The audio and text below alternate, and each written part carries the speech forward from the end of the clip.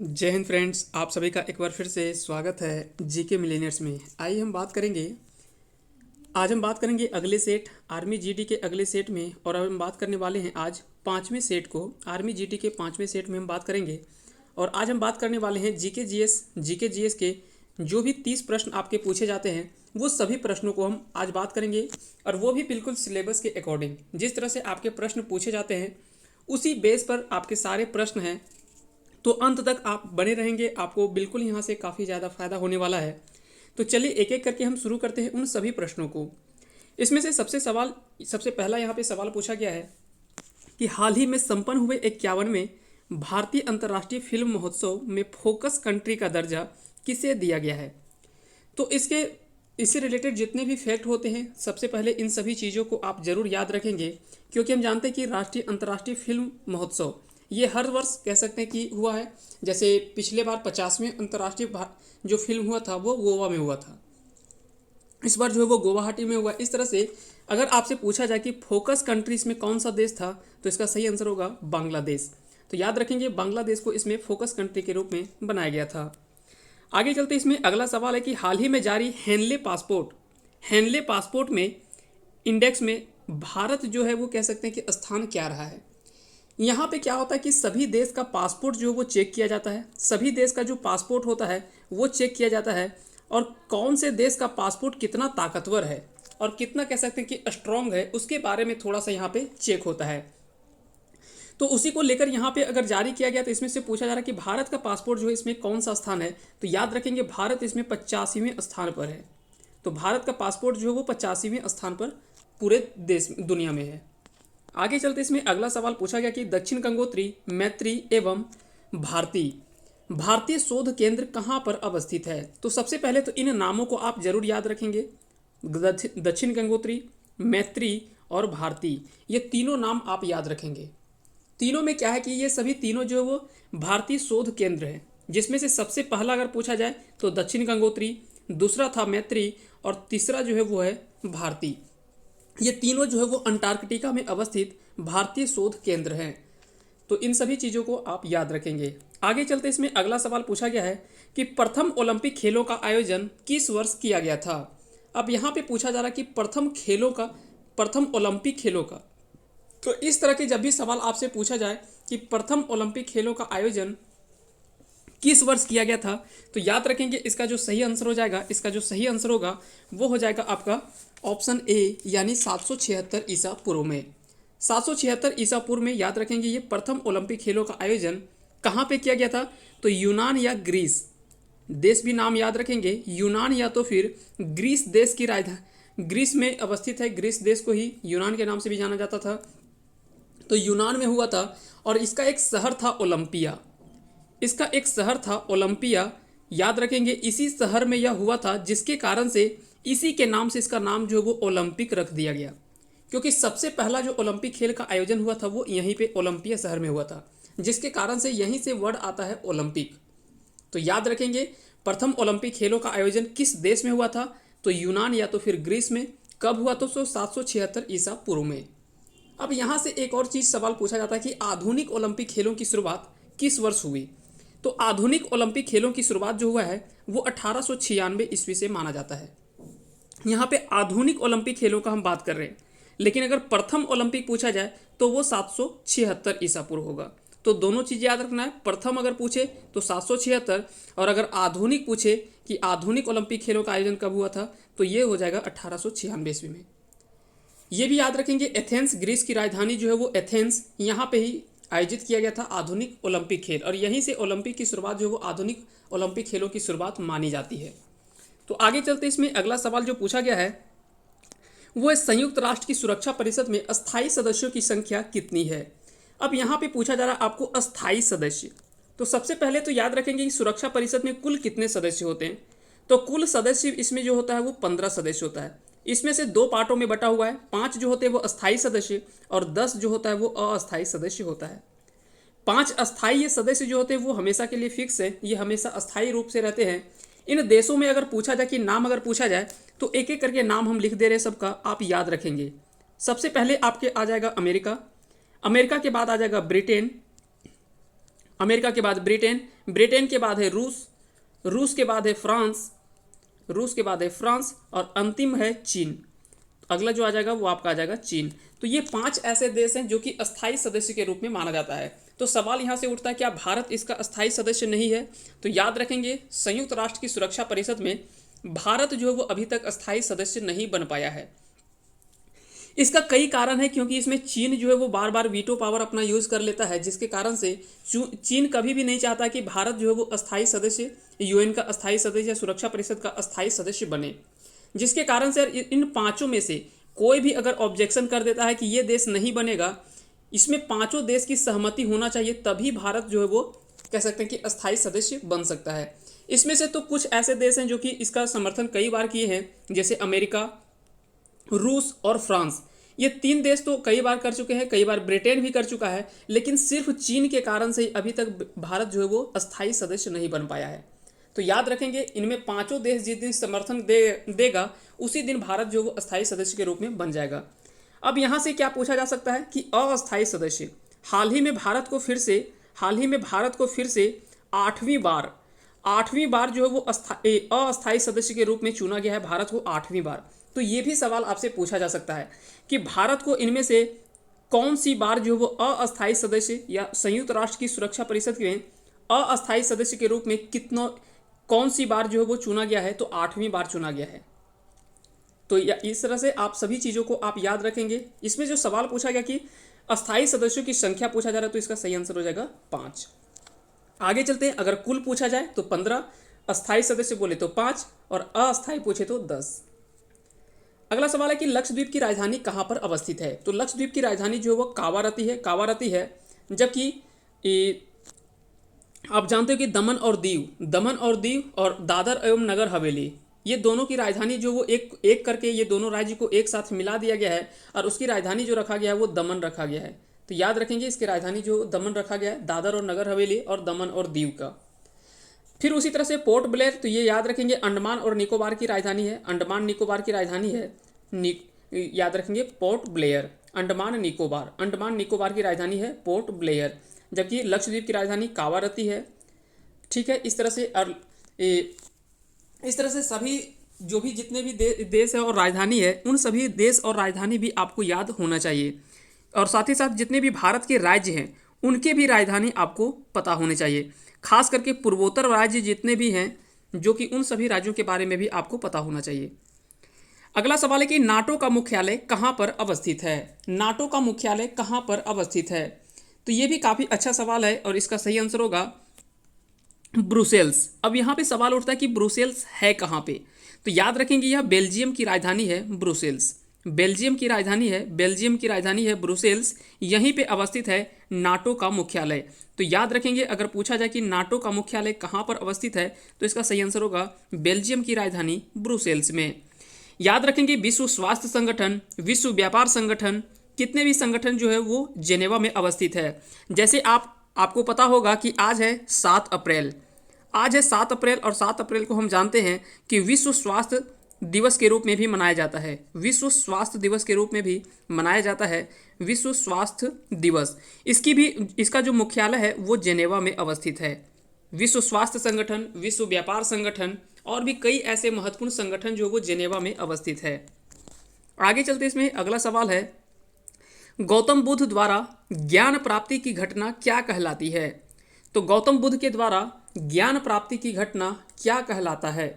तो यहाँ पे पूछा जा रहा है कि ज्ञान प्राप्ति की घटना जो है वो क्या कहलाता है। इसके बारे में इसका जो सही आंसर होगा वो हो जाएगा संबोधि। इसका जो हो जाएगा वो हो जाएगा सही आंसर, यानी संबोधि को ही हम ज्ञान प्राप्ति की घटना कहते हैं। अब यहाँ पे और भी सारे कुछ महत्वपूर्ण वर्ड दिए हुए हैं, जैसे धर्म चक्र प्रवर्तन।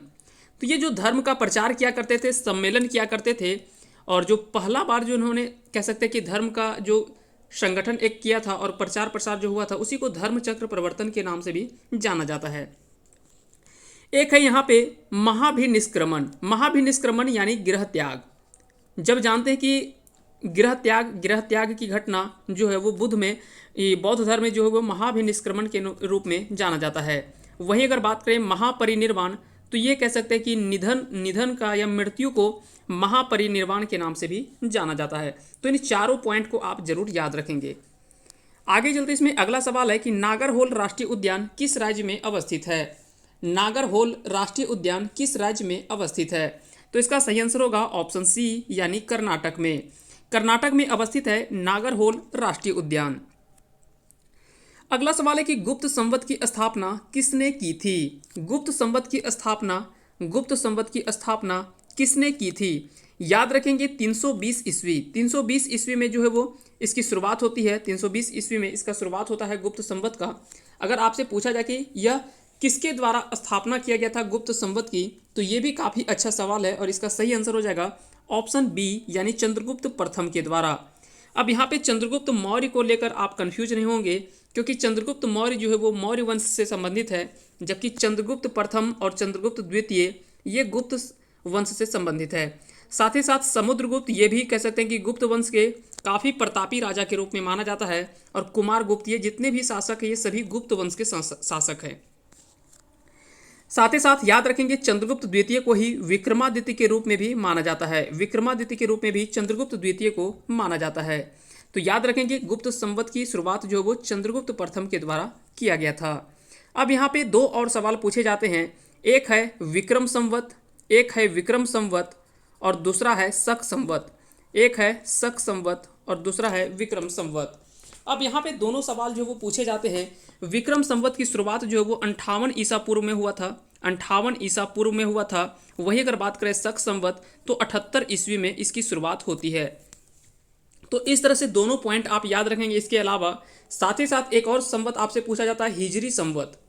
हिजरी संवत याद रखेंगे ये 622 ईस्वी में इसकी शुरुआत होती है हिजरी संवत की।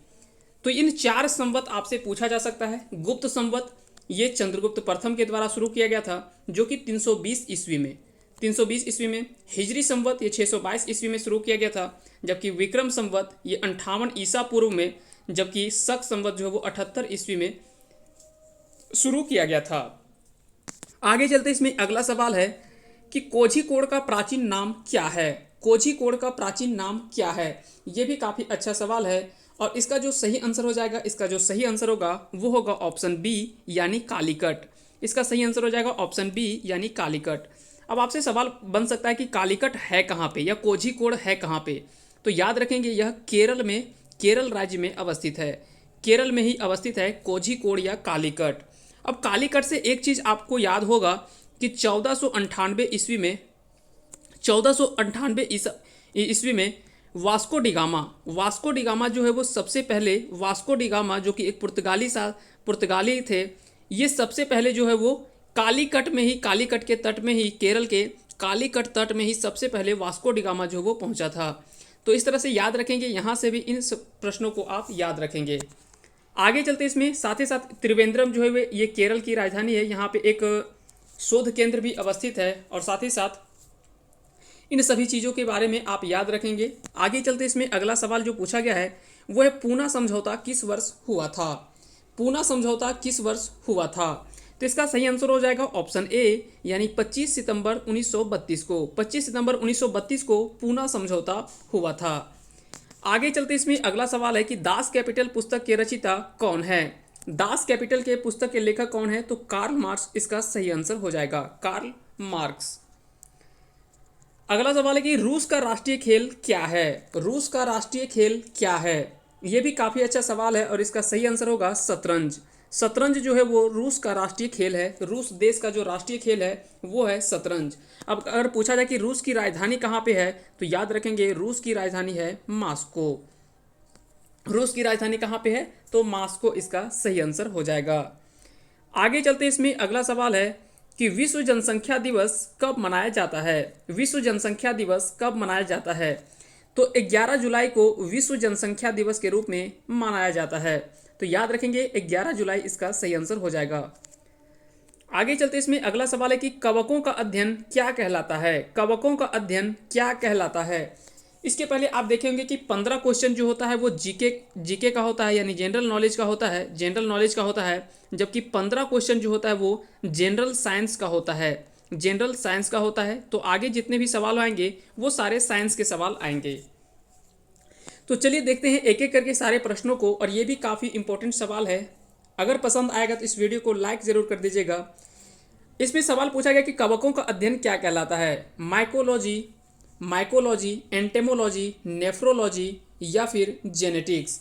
तो याद रखेंगे कवकों का अध्ययन जो है वो माइकोलॉजी के रूप में माना जाता है, जबकि शैवालों का अध्ययन जो है वो फाइकोलॉजी कहलाता है। शैवालों का अध्ययन फाइकोलॉजी कहलाता है। जबकि एंटेमोलॉजी ये कीटों का अध्ययन एंटेमोलॉजी कहलाता है। तो इस तरह से इन सभी चीज़ों के बारे में आप याद रखेंगे। सिक्कों का अध्ययन क्या कहलाता है? सिक्कों का अध्ययन क्या कहलाता है? तो ये भी काफ़ी अच्छा सवाल है। इसका सही आंसर होगा न्यूमिस्मैटिक्स। न्यूमिस्मैटिक्स जो है वो सिक्कों का अध्ययन कहलाता है।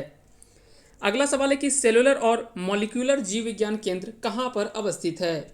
सेलुलर और मॉलिक्यूलर जीव विज्ञान केंद्र कहाँ पर अवस्थित है? तो इसका जो सही आंसर हो जाएगा, आप कमेंट करके जल्दी से बता सकते हैं कि इसका सही आंसर क्या होगा। देखते हैं कितने लोगों को पता है कि सेलुलर और मॉलिक्यूलर जो है ये कहाँ पर अवस्थित है। तो आप जल्दी से कमेंट करके इसका सही आंसर आप बता सकते हैं कि इसका सही आंसर क्या होगा। तो चलिए देखते हैं इसके बारे में। तो इसका जो सही आंसर हो जाएगा वो हो जाएगा ऑप्शन ए, यानी हैदराबाद। याद रखेंगे हैदराबाद में ही अवस्थित है सेलुलर और मॉलिक्यूलर जीव विज्ञान केंद्र। तो यह अवस्थित है हैदराबाद में। त्रिवेंद्रम आपको पता होगा। साथ ही साथ सतीश धवन अंतरिक्ष केंद्र श्रीहरिकोटा आंध्र प्रदेश में अवस्थित है। श्रीहरिकोटा आंध्र प्रदेश में अवस्थित है सतीश धवन अंतरिक्ष केंद्र। जबकि विक्रम साराभाई अंतरिक्ष केंद्र ये त्रिवेंद्रम में अवस्थित है। बंगलुरु में जो अवस्थित है ये आपका है ISRO, Indian space research organisation. ISRO जो है वो कहाँ पर अवस्थित है? तो ये बेंगलुरु में अवस्थित है। जबकि कोलकाता आप सभी को पता ही होगा, कोलकाता शहर ये पश्चिम बंगाल की राजधानी है। आगे चलते इसमें अगला सवाल है कि आधुनिक वर्गीकरण का पिता किसे कहा जाता है? आधुनिक वर्गीकरण का पिता किसे कहा जाता है? तो इसका सही आंसर जो हो जाएगा वो हो जाएगा कैरोलस लिनियस को। कैरोलस लिनियस को ही आधुनिक वर्गीकरण का पिता कहा जाता है। साथ ही साथ इन सभी चीज़ों के बारे में आप याद रखेंगे, जैसे नेचुरल सिलेक्शन, प्राकृतिक चयन का सिद्धांत जो है वो डार्विन के द्वारा दिया गया था। जबकि अरस्तु आप सभी को पता ही होगा जीव विज्ञान का जनक के रूप में माना जाता है अरस्तु को। उसके अलावा अगर लेमार्क अगर बात करें तो ये भी, इसके बारे में भी आगे हम बात करने वाले। अगला सवाल जो हम बात करेंगे इसके बारे में भी बात करेंगे। इसमें अगला सवाल पूछा गया कि कोशिका का अध्ययन क्या कहलाता है? कोशिका का अध्ययन क्या कहलाता है? तो कोशिका का अध्ययन जो कहलाता है वो साइटोलॉजी कहलाता है। साइटोलॉजी जो है वो कोशिका का अध्ययन कहलाता है। वहीं अगर बात करें पोमोलॉजी तो ये फलों का अध्ययन कहलाता है। फलों का अध्ययन पोमोलॉजी कहलाता है। फंगोलॉजी इसमें फंगस का अध्ययन होता है। जबकि एस्ट्रोलॉजी में घासों का अध्ययन होता है। घासों का अध्ययन जो वो एस्ट्रोलॉजी में होता है। चलिए आगे चलते इसमें अगला सवाल है कि कोशिका सिद्धांत का प्रतिपादन किसके द्वारा किया गया था? कोशिका सिद्धांत का प्रतिपादन जो है वो स्लाइडेन और स्वान के द्वारा दिया गया था। तो इसका सही आंसर हो जाएगा ऑप्शन बी। ये थोड़ा पीछे कट गया है, इसका सही आंसर होगा स्लाइडेन और स्वान। स्लाइडेन और स्वान के द्वारा ही कोशिका के सिद्धांत का प्रतिपादन जो है वो सबसे पहले किया गया था। तो स्लाइडेन और स्वान इसका सही आंसर हो जाएगा। तो इसका सही आंसर क्या होगा? स्लाइडेन और स्वान। आगे चलते इसमें अगला सवाल है नेशनल केमिकल लेबोरेटरी कहाँ स्थित है? नेशनल केमिकल लेबोरेटरी कहाँ स्थित है? नेशनल केमिकल लेबोरेटरी कहाँ पर स्थित है? तो इसका सही आंसर हो जाएगा ऑप्शन बी, यानी पुणे में अवस्थित है। पुणे में ही अवस्थित है इसका नेशनल केमिकल लेबोरेटरी। अब आपको बताना है कि डिफेंस से संबंधित रिलेटेड जो है ये आपको देहरादून में अवस्थित है। वो कौन सा डिफेंस एकेडमी है जिसका मुख्यालय जो है वो देहरादून में अवस्थित है? आप कमेंट करके इसका आंसर जो है आप ज़रूर बताएंगे, क्योंकि इसके बारे में आप सभी को पता ही होगा। देखते हैं कितने लोगों को पता है, आप कमेंट करके ज़रूर बताएंगे कि देहरादून में किसका मुख्यालय अवस्थित है, किस डिफेंस एकेडमी का मुख्यालय जो है वो कह सकते हैं कि देहरादून में अवस्थित है। आगे चलते इसमें अगला सवाल है कि मलेरिया रिसर्च सेंटर कहाँ अवस्थित है? मलेरिया रिसर्च सेंटर कहाँ पर अवस्थित है? तो इसका सही आंसर होगा ऑप्शन बी, यानी दिल्ली में। दिल्ली में अवस्थित है मलेरिया रिसर्च सेंटर। अगला सवाल है कि अंगूरों का अध्ययन क्या कहलाता है? अंगूरों का अध्ययन क्या कहलाता है? तो पीसी कल्चर याद रखेंगे, यह मत्स्य पालन से संबंधित है, मत्स्य पालन से संबंधित है पीसी कल्चर। एपी कल्चर अगर बात करें तो यह मधुमक्खी पालन से संबंधित है, मधुमक्खी पालन से संबंधित है एपी कल्चर। जबकि सेरीकल्चर अगर बात करें तो रेशम कीट से संबंधित अध्ययन जो है वो कहलाता है रेशम का अध्ययन जो कहलाता है वो कहलाता है सेरीकल्चर। जबकि अंगूरों का अध्ययन जो है वो वीटी कल्चर कहलाता है, वीटी कल्चर जो है वो अंगूरों का अध्ययन कहलाता है।